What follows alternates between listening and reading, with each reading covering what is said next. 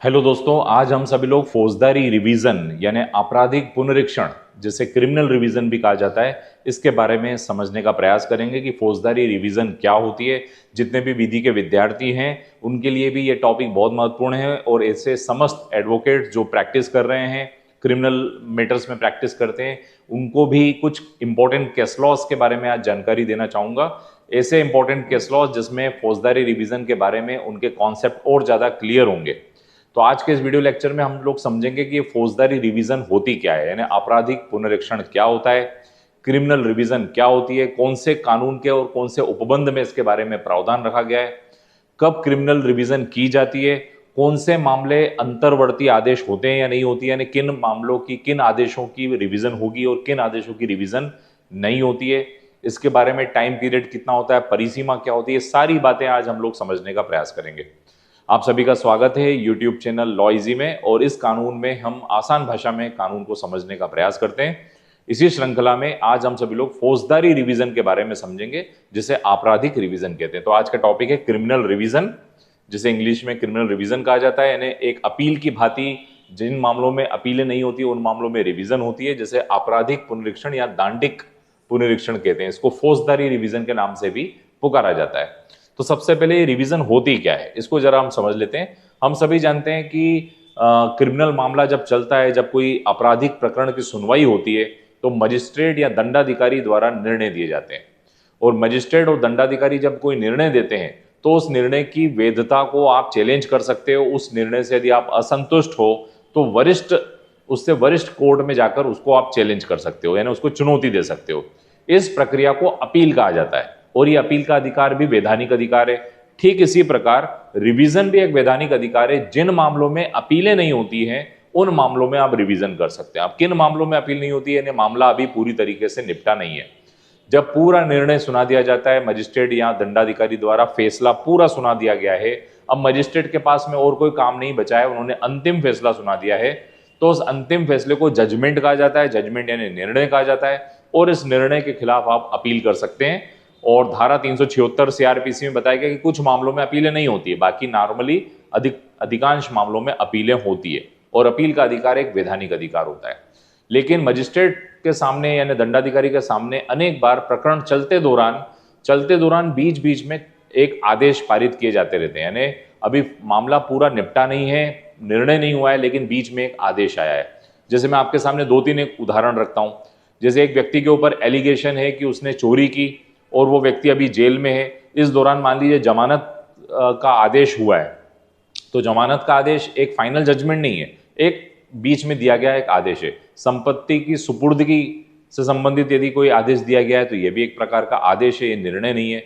तो इन मामलों में जो व्यक्ति असंतुष्ट होता है तो वो व्यक्ति रिवीजन लगा सकता है। रिवीजन यानी आपराधिक पुनरीक्षण। अब हमें यह समझना है कि क्या सारे आदेशों की पुनरीक्षण होती है कि नहीं होती है, या कुछ ही आदेशों की पुनरीक्षण होती है, वो भी आज के इस वीडियो लेक्चर में हम लोग समझेंगे। तो रिवीजन जो होती है ये दो जगह पर ही होती है। एक तो हाई कोर्ट को ये पावर दिया हुआ है और सेशन कोर्ट को। तो हाई कोर्ट और सेशन कोर्ट से बाकी सभी न्यायालय जो होती है वो अधीनस्थ होती है। मतलब जितने भी जेएमएफसी होते हैं, जुडिशियल मजिस्ट्रेट फर्स्ट क्लास हो या जुडिशियल मजिस्ट्रेट सेकंड क्लास हो, या एसडीएम के जो आदेश होते हैं, ये सब अधीनस्थ न्यायालय होते हैं। और इन अधीनस्थ न्यायालयों पर एक प्रकार से पर्यवेक्षण रखना यानी सुपरविजन रखने का काम भी रिवीजन करता है। तो इसीलिए रिविजनल पावर जो है वो सिर्फ दो कोर्ट को दिए हुए हैं, एक सेशन अदालत को जिसे हम सत्र न्यायालय कहते हैं, और एक हाई कोर्ट को दिया हुआ है। तो हाई कोर्ट और सेशन कोर्ट जो है अपनी सबऑर्डिनेट कोर्ट के आदेशों का पुनरीक्षण कर सकते हैं। मतलब उन आदेशों को देख सकते हैं कि क्या वो आदेश न्यायालय ने अपने क्षेत्राधिकार में का सही प्रयोग करके सही आदेश दिया है कि नहीं दिया है। उन आदेशों में त्रुटि है, यदि अनियमितता है, तो वो कोर्ट जो है सेशन कोर्ट और हाई कोर्ट उन आदेशों को बदल सकती है। तो इस प्रकार अधीनस्थ न्यायालय के आदेश की शुद्धता को देखना, शुद्धता मतलब वो आदेश शुद्ध है, वैध है, लीगल है और औचित्यपूर्ण है कि नहीं, आदेश देने के पीछे कोई रीजनेबल कॉज है कि नहीं, इन बातों को देखने के लिए सेशन कोर्ट और हाई कोर्ट के सामने रिवीजन एप्लीकेशन लगाई जाती है। इस प्रकार अधीनस्थ न्यायालयों की कार्रवाइयों की नियमितता को चेक करने के लिए रिवीजन का प्रोविजन रखा गया है। तो रिवीजन क्यों किया गया है कि जेएमएफसी या अधीनस्थ न्यायालय हैं उनकी कार्रवाइयां बराबर हैं कि नहीं, अनियमित कार्रवाइयां तो नहीं है, इर्रेगुलर प्रोसीडिंग्स तो नहीं हो रही है, इन सब चीजों को चेक करने के लिए रिवीजन को रखा गया है। अब इसकी प्रकृति क्या होती है, what is the nature of the revision, यानी फौजदारी रिवीजन की प्रकृति क्या होती है, इसको भी समझते हैं। सबसे पहले तो ये विवेकाधिकार होता है। जैसे हम लोगों ने अभी सत्र न्यायालय या हाईकोर्ट की बात की, तो इनका ये विवेकाधिकार होता है, डिस्क्रिशनरी पावर होता है कि वे उसमें दखल दें या नहीं दें, यानी मजिस्ट्रेट के आदेश को चेंज करें या ना करें, ये विवेकाधिकार शक्ति है। और ये Shri अंशदास versus Narayan Das 1986 Madhya Pradesh weekly note के केस में न्यायालय ने स्पष्ट किया था कि फौजदारी रिवीजन जो है एक प्रकार का विवेकाधिकार है, it is a kind of discretionary power. और ये एक केस में एक आ गया कि ये पर्यवेक्षणीय होता है, एक प्रकार से पर्यवेक्षण करना मतलब सुपरवाइजरी नेचर का होता है। सुपरवाइजरी का मतलब होता है to keep eye over the subordinate judiciary, यानी अधीनस्थ न्यायालयों पर नजर रखने के लिए रिवीजन का प्रावधान रखा गया है। ओम प्रकाश वर्सेस खच्चूराम 1987 के केस में इस बात की पुष्टि की गई है। अब अभिलेख बुलवाना, जब भी रिवीजन होता है तो ऊपर की जो कोर्ट होती है जिसके सामने रिवीजन हुआ है, जैसे सत्र न्यायालय के सामने रिवीजन हुआ है या हाईकोर्ट के सामने रिवीजन हुआ है, तो अधिकांश मामलों में रिकॉर्ड कॉल किया जाता है। पर प्रश्न ये उठता है कि मान लीजिए रिकॉर्ड ही कॉल नहीं किया गया है, तो क्या गलत है, क्या बिना रिकॉर्ड कॉल किए भी रिवीजन खारिज एक्सेप्ट की जा सकती है? तो न्यायालय में इसमें कहा गया है कि ऐसा जरूरी नहीं है, कि आवश्यक नहीं है कि रिकॉर्ड को कॉल ही किया जाए। कई बार प्रथम दृष्टया ही आदेश औचित्यहीन लगता है, अनियमित लग रहा है, तो बिना रिकॉर्ड कॉल किए भी उस आदेश को रद्द किया जा सकता है। या कई बार रिवीजन औचित्यहीन लगती है तो उस रिवीजन को रद्द किया जाता है। तो प्रश्न ये आता है कि क्या अभिलेख बुलवाना जरूरी है क्या रिवीजन में? तो इसका आंसर है आवश्यक नहीं है। To call record is not necessary, it is not mandatory. It was held in the case of Shankar versus Janabai 1978 का केस है, Shankar versus Janabai 1978, CRLJ criminal law journal का केस है जिसमें इस बात की पुष्टि की गई है। इसके बाद हम बात करें सुनवाई का अधिकार, क्या दूसरे पक्ष को भी सुनवाई का अधिकार है? तो लिखेंगे प्राकृतिक न्याय का सिद्धांत है कि हर व्यक्ति को सुनवाई का अधिकार है, लेकिन कई मामले प्रथम दृष्टया ही अगर अवैधानिक, औचित्यहीन और अनियमित दिखेंगे तो यहां पर तो पार्टी को बुलवाने की भी जरूरत नहीं है। सेक्शन 403 में न्यायालय के पास ये पावर है, जो रिविजनल कोर्ट है, जो रिवीजन सुन रही है, उसके पास 403 CRPC ये पावर देती है कि वे न्यायालय चाहे तो दूसरे पक्षकार को भी समन जारी करके बुलवा सकती है। समन जारी करना मतलब दूसरे पक्षकार को भी सुनवाई के अवसर देकर बुलवाया जा सकता है। तो रिवीजन में सुनवाई की जा सकती है।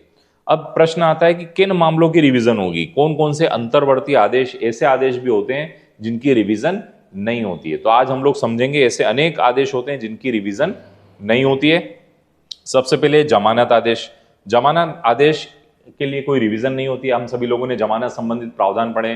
437 की जब हम बेल एप्लीकेशन लगाते हैं और खारिज हो जाए तो उसके लिए फिर विशेष प्रावधान बनाया गया 439 में, जिसमें सत्र न्यायालय में या उच्च न्यायालय में उसकी वापस से जमानत के आदेश, लेकिन उसके लिए रिवीजन नहीं होगी। तो रिविजनल नहीं होता है, जमानती आदेश में रिवीजन नहीं होगा। पुलिस रिमांड स्वीकार कर लिया, किसी मजिस्ट्रेट ने पुलिस रिमांड को स्वीकार कर लिया, तो क्या उस आदेश पत्रावली की कॉपी करवा कर क्या उसकी रिवीजन की जा सकती है? ये भी, इसकी भी रिवीजन नहीं होगी। गवाह को समन करना, किसी गवाह को बुलाया गया है, तो ये भी एक अंतर्वर्ती आदेश है जिसकी रिवीजन नहीं होती है। प्रकरण स्थगित कर देना, कई बार प्रकरण स्थगित की, सुनवाई स्थगित कर दी गई है, तो क्या सुनवाई स्थगित करने के खिलाफ भी रिवीजन करेंगे? नहीं करेंगे। प्रतिवेदन बुलाना, कई बार मजिस्ट्रेट जो हैं वो पुलिस थाने से या संबंधित पुलिस से प्रतिवेदन रिपोर्ट मांगते हैं, तो इस रिपोर्ट मांगने के आदेश के खिलाफ भी रिवीजन नहीं होती है। गवाह को हॉस्टाइल डिक्लेयर करने से इनकार कर दिया, मान लीजिए आपने कोर्ट से रिक्वेस्ट की कि गवाह को हॉस्टाइल डिक्लेयर किया जाए, मतलब पक्षद्रोही घोषित किया जाए, लेकिन उसके बाद भी न्यायालय ने नहीं माना, तो इनके खिलाफ कोई रिवीजन नहीं होती। कुछ ऐसे अंतर्वर्ती आदेश हैं जिनके खिलाफ रिवीजन नहीं होती है। ये महत्वपूर्ण आदेश थे जिसके बारे में हम लोगों ने आज चर्चा की। तो यह है मित्रों फौजदारी रिवीजन, यानी आपराधिक रिवीजन, जिसे हम दांडिक पुनरीक्षण याचिका भी कहते हैं। इसके बारे में अब हम लोगों ने CRPC के बारे में और महत्वपूर्ण वीडियो लेक्चर्स अपलोड किए हुए हैं। मेंटेनेंस से संबंधित महत्वपूर्ण कानून, बहुत सारे केस लॉस के बारे में हम लोगों ने चर्चा पूर्व में भी की है। आई होप ये वीडियो भी आपके लिए उपयोगी साबित होगा। Thank you for watching this video. Thank you so much.